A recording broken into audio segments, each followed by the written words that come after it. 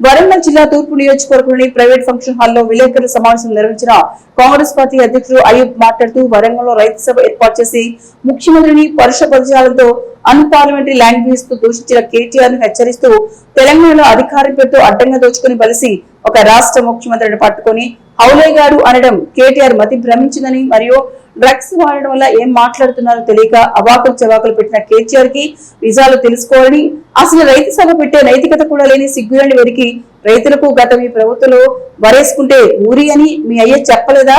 దళితులకు 3 ఎకరాలకు ఇస్తామని మోసం చేసి దళిత ముఖ్యమంత్రి అని చెప్పి మోసం చేసి కేజీ2 పీజీ ఉచిత విద్యను మోసం చేసి రైతులకు బేడీలు వేసిన నీచమైన చరిత్ర మీదే కాదని గుర్తు చేస్తూ అదేవిధంగా 2014 నుంచి 23 వరకు తెలంగాణ రాష్ట్రంలో 641 మంది రైతులు ఆత్మహత్య చేసుకున్నది వాస్తవం కాదా? ఇలాంటి నీచమైన పరిపాలన చేసిన మీరు కాంగ్రెస్ పార్టీ ముఖ్యమంత్రిని హౌలేగాడు అనడం సిగ్గుచేటు. అరే కేటీఆర్, నీ సోదరి మణి నిన్న అసలు పట్టించుకోవద్దని చెప్పడం అది నువ్వు తట్టుకోలేక నీ మతి భ్రమించింది. ఫస్ట్ వీళ్ళు వరంగల్ జిల్లా కాంగ్రెస్ పార్టీ పక్షాన ఒకటి రిక్వెస్ట్ చేస్తా ఉన్నాం. నీ బెదడు దొబ్బింది, నీ చెప్పు దొబ్బింది, అందుకే నువ్వు ఇలాంటి హౌలా పిచ్చి పిచ్చి మాటలు మాట్లాడుతున్నావు. నిన్ను పిచ్చాసుపత్రికి తీసుకుపోయి నీ ట్రీట్మెంట్ కి అయ్యే ఖర్చు కాంగ్రెస్ పార్టీ వరంగల్ జిల్లా కార్యవర్గం భరిస్తుందని చెప్పి నీకు సూచన చేయడం జరుగుతోంది. ఇలాంటి మాటలు మరొకసారి మాట్లాడితే వరంగల్ పోచం మైదానంలో రాణి రుద్రమదేవికి కట్టేస్తామని హెచ్చరించారు. పిచ్చాసుపత్రికి పంపాలో ఆయన నిర్ణయించుకుంటే ప్రభుత్వ ఖర్చులతోటి కేటీఆర్ కు పిచ్చాసుపత్రిలో ట్రీట్మెంట్ చేయించడానికి కాంగ్రెస్ పార్టీ సిద్ధంగా ఉన్నది.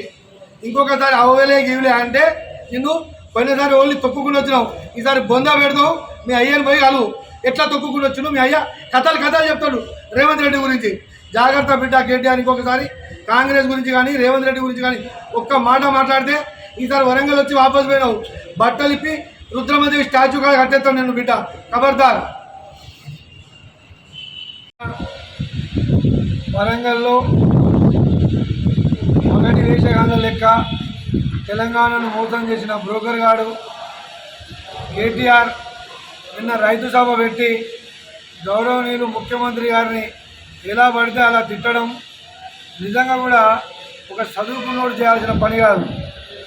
ఆయన అవులాగాడన్నా ఇంకా పాగల్గాడన్నా అరే అవులే అని మేము అనలేము. ఎందుకంటే వాళ్ళను తొక్కి బొంద పెడతా అని చెప్పి వచ్చిన రేవంత్ రెడ్డి గారు తొక్కుకుంటూ వచ్చిండు. ఆ ఫ్రస్ట్రేషన్లో వీడేం మాట్లాడాడో వానికే తెలియదు. అరే ఒకటి బాగా గుర్తుంచుకో కేటీఆర్, అసలు రైతులను మోసం చేసింది ఎవడు? వరి వేస్తే ఊరి అన్నది నీ అయ్య కాదా? 2 లక్షల రుణమాఫీ చేస్తా అని చెప్పి మోసం చేసింది నీ అయ్య కాదా? 3 ఎకరాల భూమి ఇస్తా అని చెప్పి దళితులను మోసం చేసింది మీ అయ్య కాదా? దళితుల్ని ముఖ్యమంత్రి చేస్తా అని చెప్పింది మీ అయ్య కాదా? కేజీ2 పీజీ ఉచిత విద్య అని చెప్పింది మీ అయ్య కాదా? ఇట్లా చెప్పుకుంటూ పోతే 100 ఉన్నాయిరా అవులే మీ అయ్య చెప్పినాయి. ఫస్ట్ మీ అయ్య గురించి నువ్వు తెలుసుకో. ఓడిపోతే బామోదుల పండుగల గురించి మాట్లాడే దమ్ము లేని ఒక దద్దమ్మవు నువ్వు. మీ అక్క మీ సోదరిమణి అసలు నీ గురించి పట్టించుకోవద్దని చెప్పింది. ఆ ఫ్రస్ట్రేషన్లో నువ్వు ఏం మాట్లాడుతున్నావో పైసలు లేకుండా చెప్పు. ప్రభుత్వ ఖర్చులతోటి నిన్ను పిచ్చాసుపత్రిలో జాయిన్ చేసి నీకు ట్రీట్మెంట్ చేయించడానికి వరంగల్ నుండి కాంగ్రెస్ పార్టీ సిద్ధంగా ఉన్నది. నువ్వు ఒకసారి ఆలోచించు. రైతుల గురించి మాట్లాడే హక్కు కానీ సిగ్గు కానీ నీకున్నా రసం ఫస్ట్. రైతులకు బేడీ లేచింది మీరు కాదా? రైతులకు మీ హయాంలో 641 మంది తెలంగాణ రాష్ట్రంలో ఆత్మహత్య చేసుకుంటే సిగ్గు లేకుండా ఇంకా రైతులు ఎట్లా తిరుగుతారా మీరు? అసలు కొంచెమన్నా ఇంగిత జ్ఞానం ఉండాలి.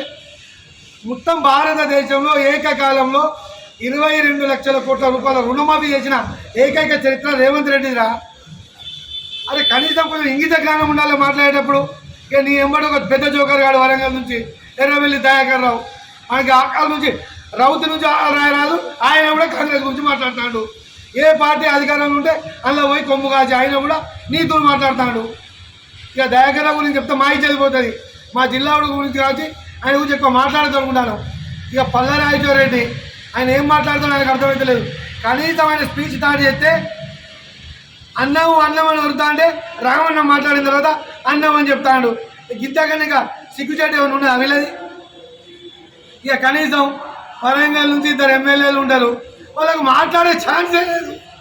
పార్టీలో వాళ్ళ బతికేదో వాళ్ళకే తెలియదు, వాళ్ళు కూడా కాంగ్రెస్ గురించి మాట్లాడుతున్నారు. సిగ్గుండాలి కదా కొంచెం. కనీసం స్టేజ్ మీద రావడానికి ఎవరు అడ్డుకున్నారు? వీడియోలు చూస్తలేమా అన్నీ? వాళ్ళు కూడా కాంగ్రెస్ గురించి మాట్లాడతాను లేక